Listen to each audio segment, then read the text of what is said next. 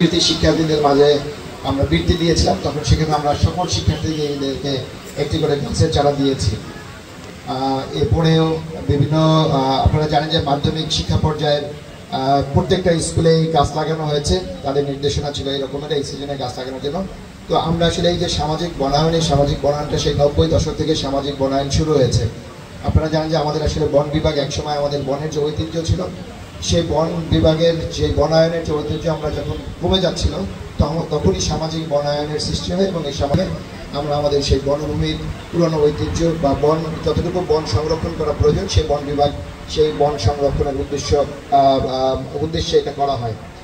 আপনারা জানেন যে সবাই যে আমাদের 25% আমাদের গাছপালা বা বন থাকার কথা, সেখানে আমাদের হিসাবে 14 থেকে 16 এরকমের আছে, কিন্তু বাস্তবিকে হয়তো আরও কম, কোনো রিসার্চে 11% বা 12% রোপণ করে আমরা সেই ওই যে বনায়নের যে অংশটা আছে সেই অংশটা আছে। সেই জলবায়ু পরিবর্তনের একটা বড় কারণ হলো যে আমাদের দক্ষিণ অংশের একটা বড় উপকূলীয় অঞ্চল, এবং যখন এই সিজনগুলো আসে তখন পানির উচ্চতা আমাদের অনেক প্লাবিত হচ্ছে। প্রচার করার জন্য যেটা মাইকিং করে সবার মাধ্যমে